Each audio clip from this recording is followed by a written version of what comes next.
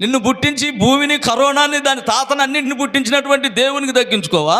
దేవుని దృష్టికి నిన్ను నువ్వు తగ్గించుకుంటే నిన్ను హెచ్చిస్తాడు కదా, నిన్ను ఒక ఉన్నతమైన స్థానంలో పెడతాడు కదా, నీకు అద్భుతం జరుగుద్ది కదా, నీకు ఎలాంటి ప్రమాదం నిన్ను అంటదు కదా.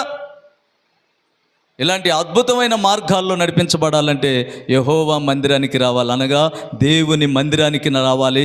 తగ్గించుకొని రావటం అంటే రావటం ఇదే దేవునికి తగ్గించుకోవటం. అనగా ఇప్పుడు నీ ఉన్న ఇల్లుని వదిలి నువ్వు వెంటనే పరిశుద్ధ గ్రంథాన్ని పట్టుకొని, ఒకవేళ లేకపోతే సేవకులైన కొనిపెడతారు, ఉన్నోళ్ళు కొనిపెడతారు, ఏమీ లేదనుకో, నువ్వు రావటమే, వచ్చి మందిరంలో కూర్చోవటమే.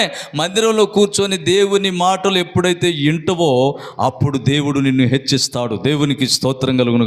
అప్పుడు నీకు గొప్ప గొప్ప మహిమ కలుగుద్ది, అద్భుతంగా దీవించబడతావు. అప్పుడు నిన్ను ఏర్పాటు చేసుకుంటాడు.